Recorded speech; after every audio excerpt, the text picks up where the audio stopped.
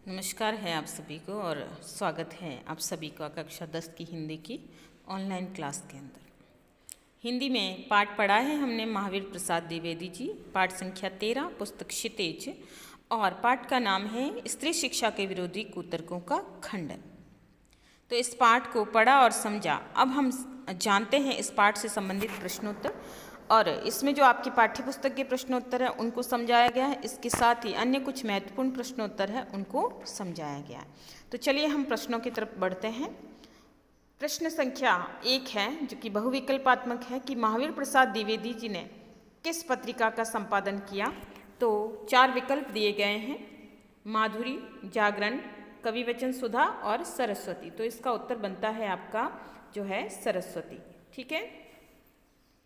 प्रश्न संख्या 2 कि शकुंतला ने किस भाषा में श्लोक को कहा था। अपभ्रंश भाषा, प्राकृत, सौरसेनी या पाली भाषा। तो अभिज्ञान शाकुंतलम जो कि कालिदास द्वारा लिखित रचना है, उसमें जो शकुंतला को दुष्यंत को जो श्लोक कहते हुए दिखाया गया वो श्लोक है वो ख यानी प्राकृत भाषा में लिखा हुआ, प्राकृत भाषा के माध्यम से कहाया गया है। प्रश्न संख्या 3 कि बौद्ध धर्म के त्रिपिटक ग्रंथ की भाषा क्या है। बौद्ध धर्म जो कि भगवान बुद्ध से संबंधित ग्रंथ लिखे गए, उनकी शिक्षाओं को, उनके नियमावली और जो है नैतिक शिक्षा के आचरण है इसके अंदर। तो इसमें पूछा गया है कि इन त्रिपिटकों की भाषा क्या है। तो इसमें त्रिपिटक ग्रंथ की भाषा जो है वो प्राकृत भाषा है। ठीक है।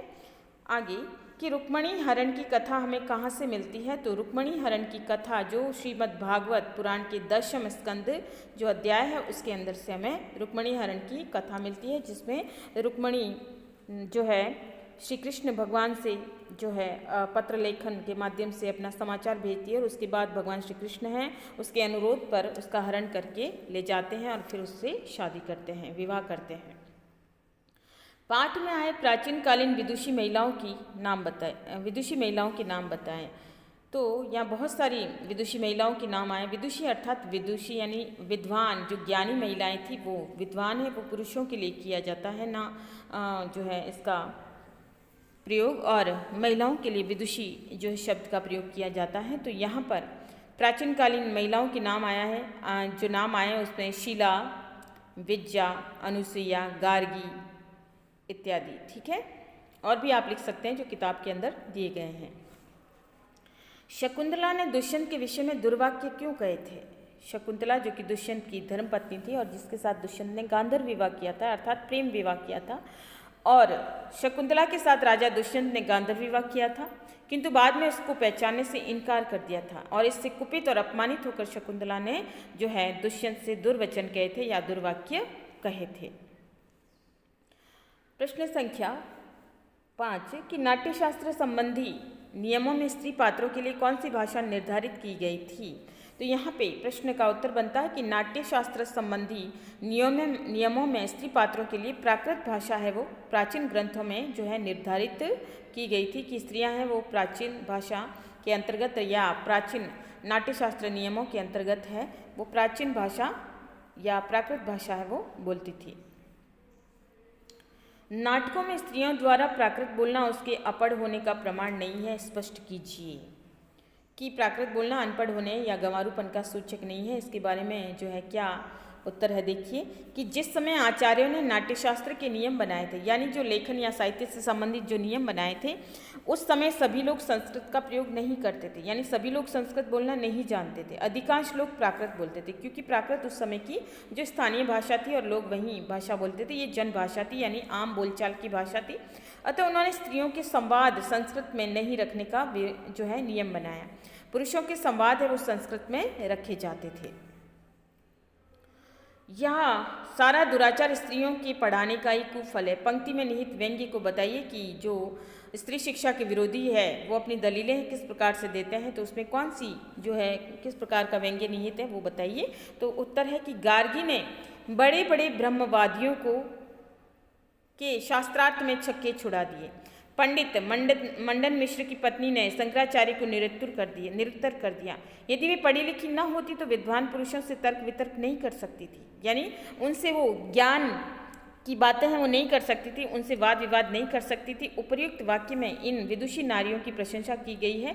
ऐसी महिलाओं की प्रशंसा की गई है जो कि शास्त्रार्थ करने में कुशल थी और कुशलता को पढ़ाई के कारण होने वाला दुराचार बताने वालों की मूर्खता पर कठोर व्यंग्य किया गया है। अर्थात जो निपुण महिलाएं थी, जो ब्रह्मज्ञानी थी, जिनको ज्ञान था, ब्रह्मज्ञानी यानी वेदों का ज्ञान या गूढ़ ज्ञान, आध्यात्मिक ज्ञान होना, और उसके बाद अगर वो महिलाएं अपनी कुशलता, अपनी निपुणता, अपने ज्ञान के आधार पे, तर्क वितर्क के आधार पे अगर पुरुषों को हरा देती है तो वो पढ़ी लिखी होने से नहीं है, बल्कि ज्ञान का शास्त्रार्थ है और शास्त्रार्थ में जो है अपनी कुशलता के आधार पे ऐसा हो सकता है। तो ऐसे में जो लोग स्त्री शिक्षा के विरोधी है और इन चीज़ों को कि पुरुषों को हराना दुराचार मानते हैं, तो ऐसे में उनकी मूर्खता के ऊपर ये कठोर व्यंग्य किया गया है। द्विवेदी जी ने स्त्री शिक्षा के समर्थन में कौन कौन से तर्क दिए हैं? द्विवेदी जी ने कहा है कि स्त्री शिक्षा देश और समाज की प्रगति में सहायक है। देखिए, स्त्री शिक्षा कभी भी नुकसान नहीं दे सकती, समाज में विकास ही करेगी, प्रगति ही देगी समाज को। शिक्षा से कभी कोई अनर्थ नहीं होता। यदि शकुंतला ने, दुष्यंत और सीता ने राम के व्यवहार की निंदा की थी तो उसका कारण उनकी पढ़ाई नहीं थी। शिक्षा से यदि अनर्थ होता तो पुरुषों की शिक्षा से भी होता है, यानी अगर शिक्षा अनर्थ ही करती है तो फिर पुरुष और महिला दोनों ही शिक्षित अगर होते हैं तो दोनों की द्वारा अनर्थ किया जा सकता है कि स्त्री ही उसके लिए कारण या भागी क्यों मानी जाएगी। यदि प्राचीन काल में स्त्री शिक्षा नहीं थी तो इस कारण वर्तमान में स्त्री शिक्षा का विरोध करना उचित नहीं है। कि प्राचीन काल में अगर नहीं भी थी कि उस समय ज़रूरत नहीं पड़ी होगी, लेकिन अगर वर्तमान में लोग ये सोचते हैं या इस प्रकार की दलीलें देते हैं कि स्त्री शिक्षा नहीं होनी चाहिए तो ये उनका विरोध उचित नहीं है। निबंधात्मक प्रश्न है आपका कि महावीर प्रसाद द्विवेदी जी ने यह निबंध उनकी दूरगामी और खुली सोच का परिचायक है। ये निबंध जो लिखा है स्त्री शिक्षा विरोधी कुतर्कों का खंडन, तो इस निबंधात्मक प्रश्नों में उनकी खुली सोच है वो बताइए कि किस प्रकार से। तो यहाँ पर निबंध प्रथम बार जो है लिखा गया है सन 1914 में, ठीक है, प्रथम विश्व युद्ध का समय है ये। सरस्वती पत्रिका में प्रकाशित हुआ था। उस समय स्त्री शिक्षा की ओर ध्यान ही नहीं दिया जाता था, यानी जब इसको लिखा गया था तब स्त्रियों की शिक्षा की तरफ कोई ध्यान नहीं दिया जाता था। अनेक कुतर्कों द्वारा स्त्री शिक्षा का विरोध भी किया जाता था उस समय समाज के लोगों के द्वारा।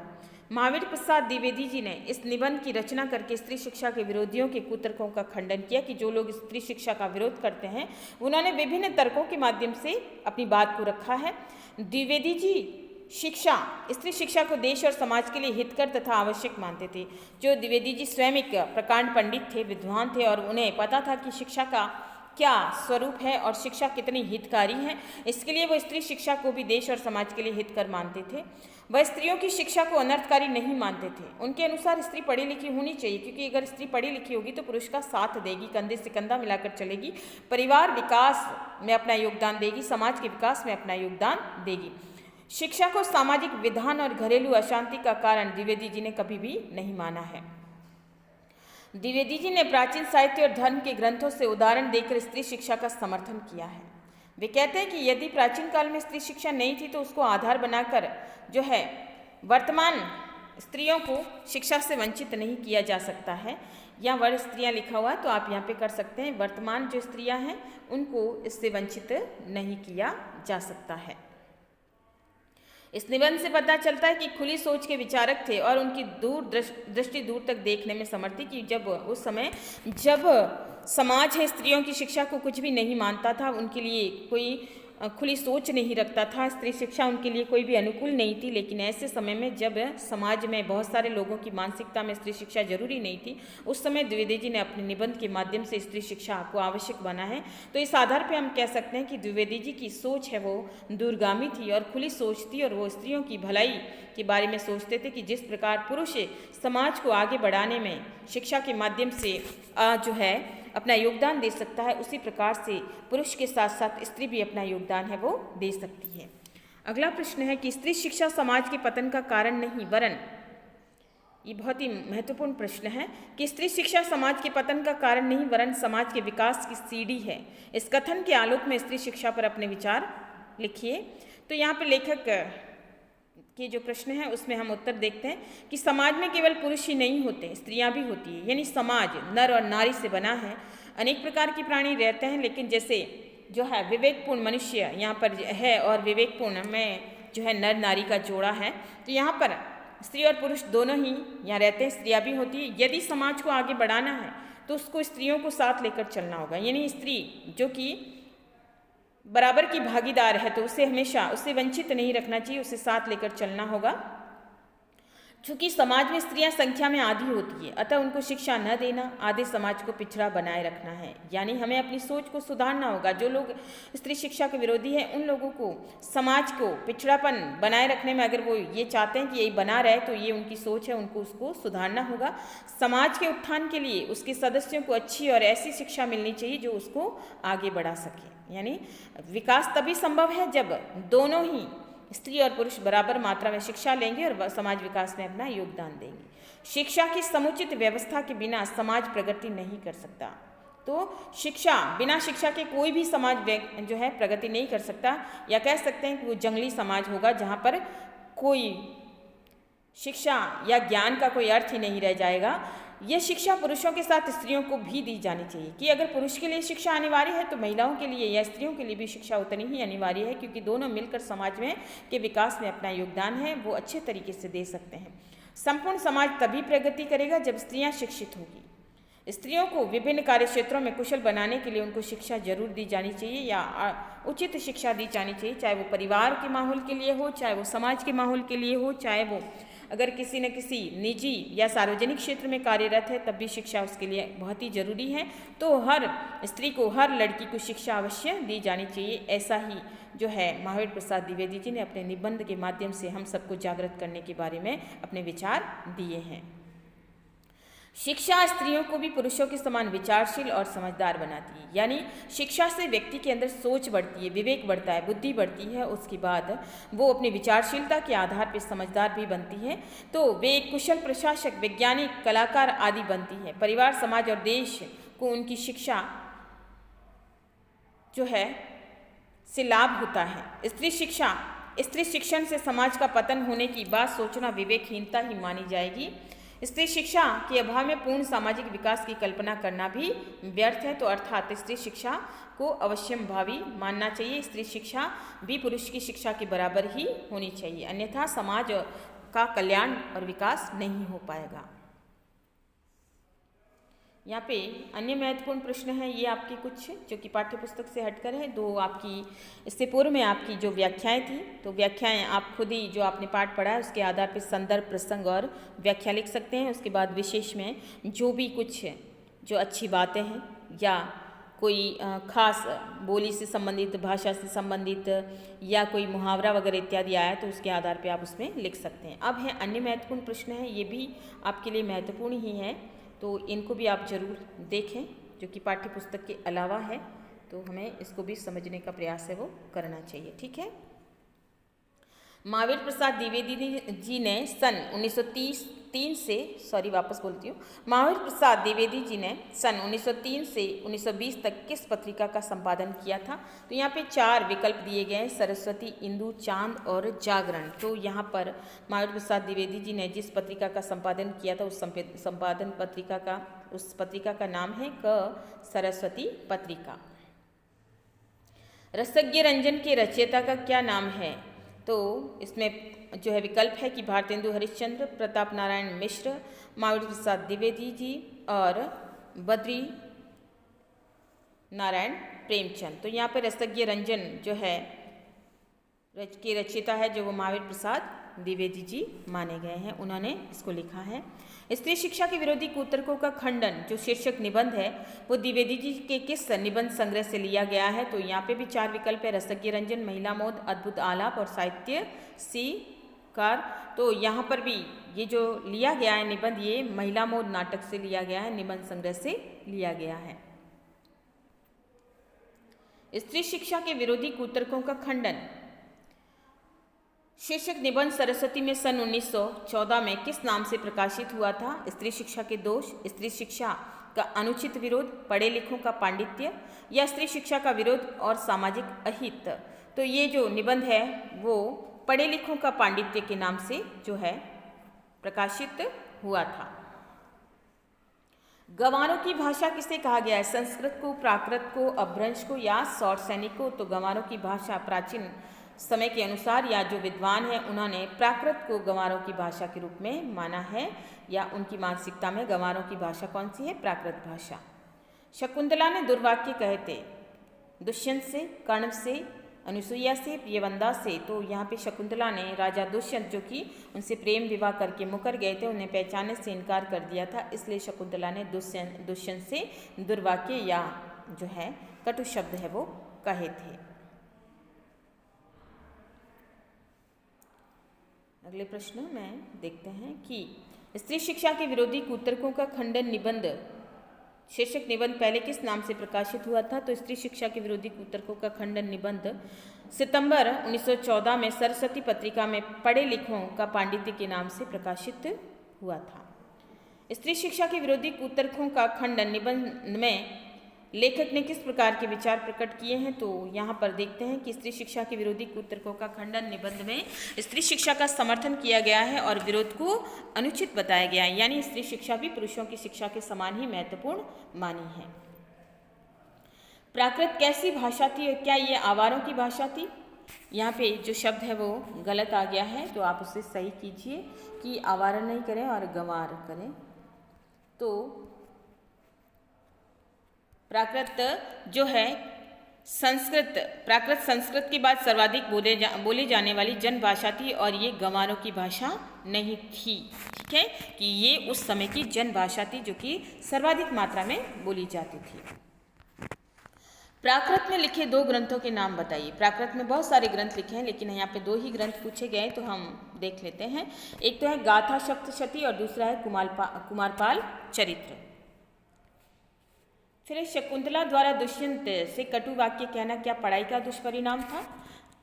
तो सीधा सा उत्तर है कि शकुंतला द्वारा दुष्यंत से कटु वाक्य कहना पढ़ाई का दुष्परिणाम नहीं था, बल्कि उसको जवाब दुष्यंत की करनी का परिणाम था। यानी दुष्यंत ने जो है उसके साथ उसका अपमान ही किया था, उसको न पहचान कर उसके साथ गंधर्व विवाह करके मुकर जाना।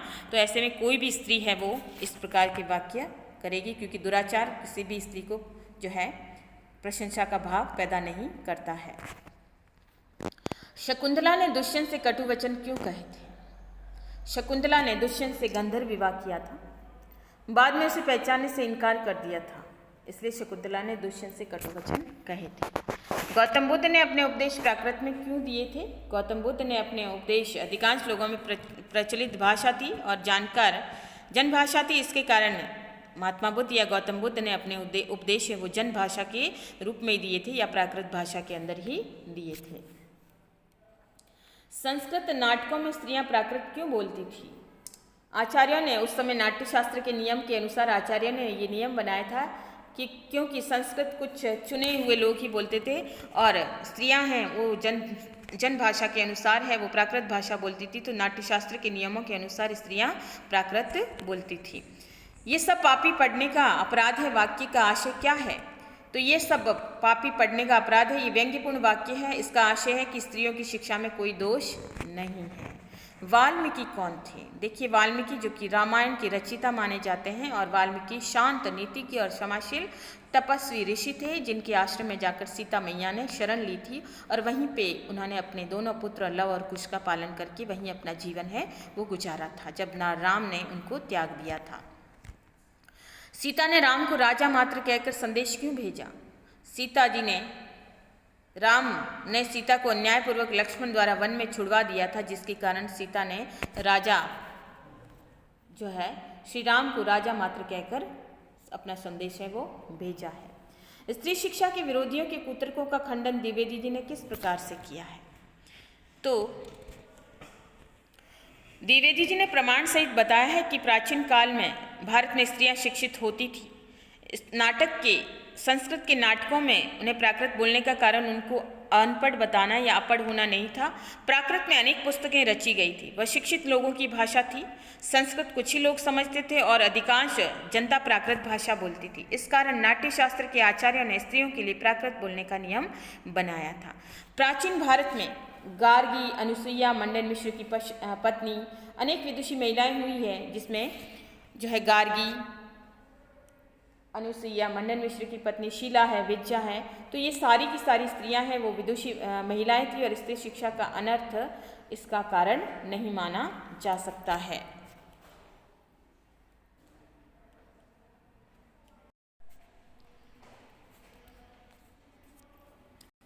स्त्री शिक्षा के विरोधी कुतर्कों का खंडन पाठ की रचना का उद्देश्य क्या है अथवा इस निबंध का प्रतिपाद्य क्या है? तो यहाँ पे कुछ पुरातन पंथी स्त्री शिक्षा के विरोध में निराधार तर्क देते थे। द्विवेदी जी ने उनके कुतर्कों का खंडन करके स्त्री शिक्षा को समाज के लिए हितकारी बताया है। उन्होंने ऋषि अत्रि की पत्नी अनुसुईया, गार्गी, विश्वम्भरा, मंडन मिश्र की पत्नी आदि विदुषी स्त्रियों का भी उल्लेख किया है। उन्होंने नाटकों में प्राकृत बोलने के कारण स्त्रियों को अशिक्षित नहीं माना है। स्त्री शिक्षा समाज के लिए महत्वपूर्ण और आवश्यक है, ये सिद्ध करना ही इस निबंध की रचना का प्रमुख उद्देश्य है और यही उसका प्रतिपाद्य भी है। यानी लेखक हमें इसके माध्यम से यही बताना चाहते हैं कि स्त्री शिक्षा कितनी जरूरी है। स्त्री शिक्षा के विरोधी कुतर्कों का खंडन शीर्षक के आधार पर बताइए कि स्त्री शिक्षा के विरोधी क्या कुतर्क देते हैं। तो वो कुतर्क देते हैं बहुत सारे, जिसमें पहला कुतर्क है कि प्राचीन समय में स्त्रियों को शिक्षा देने का चलन नहीं था। यदि होता तो संस्कृत नाटकों में उससे अपड़ों की भाषा प्राकृत में नहीं बुलवाया गया होता। इतिहास पुराण आदि में स्त्री शिक्षा की नियमबद्ध प्रणाली का उल्लेख नहीं मिलता है। तो ये उलट पुलट तर्क देते हैं कि ऐसा नहीं था वैसा नहीं था, लेकिन ये उचित नहीं माना जा सकता है। स्त्रियों को पढ़ाने से अनर्थ होते हैं, ये भी उनकी संकीर्ण मानसिकता का परिचायक है कि वो ये कहते हैं कि स्त्रियां पढ़ लिख जाती है तो अनर्थ करती है। शकुंतला द्वारा दुष्यंत की प्रति कटु वचन कहा जाना उनके शिक्षित होने का ही दुष्परिणाम था। अगर उनका ये मानना है तो ये भी उचित नहीं है।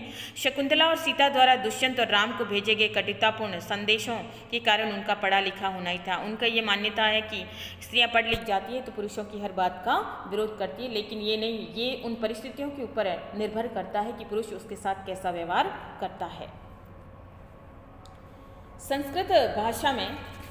संस्कृत नाटकों में स्त्री पात्रों द्वारा प्राकृत भाषा में बोलना क्या उनके अपढ़ होने का प्रमाण है? तो नहीं, हम इसको नहीं कह सकते हैं, क्योंकि संस्कृत नाटकों में स्त्री पात्रों से प्राकृत भाषा बुलवाई गई है, लेकिन इससे उनके अनपढ़ होने का प्रमाण नहीं मिलता। इस समय कुछ चुने हुए उच्च शिक्षित लोग ही संस्कृत बोलते थे। जनसाधारण की भाषा भी संस्कृत थी। प्राकृत अपढ़ गंवारों की भाषा नहीं थी।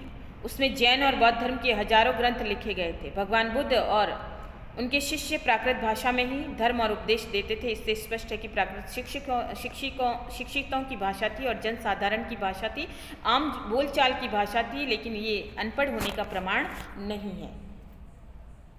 नाट्यशास्त्र के आचार्य ने संस्कृत नाटकों में स्त्रियों की प्राकृत बोलने का नियम क्यों बनाया था? इसका कारण क्या स्त्रियों का अशिक्षित होने था? तो नाट्यशास्त्र के आचार्यों ने उच्च स्वर के पात्रों के लिए संस्कृत बोलने और सामान्य लोगों और स्त्रियों द्वारा प्राकृत भाषा बोले जाने के नियम बनाए थे। इसका कारण ये था कि उस समय संस्कृत साधारण की भाषा नहीं थी, यानी ये कुछ ही लोगों के द्वारा संस्कृत बोली जाती थी। कुछ चुने हुए लोग ही संस्कृत बोल पाते थे और कुछ उन चुने हुए लोगों की भाषा संस्कृत और दूसरे लोगों एवं स्त्रियों की भाषा प्राकृत थी।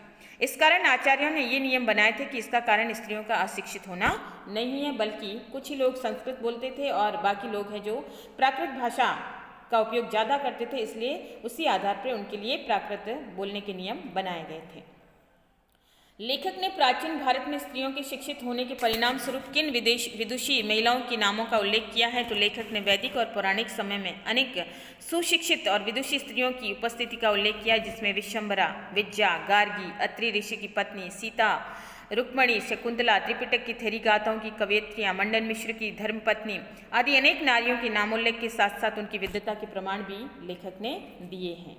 शिक्षा बहुत ही व्यापक शब्द है। द्विवेदी जी के इस कथन का आशय क्या है? क्या आज की शिक्षा भी व्यापक है? शिक्षा बहुत ही व्यापक शब्द है, या शिक्षा शब्द का अर्थ है सीखना या सिखाना। अतः किसी भी विषय को सीखना शिक्षा के अंतर्गत आता है। चाहे हम बड़े से सीखें, छोटे से सीखें, किसी भी जीव जंतु प्राणी से सीखें, वो शिक्षा है। नृत्य, संगीत, चित्रकला, नीति, धर्म आदि सभी शिक्षा के विषय हैं।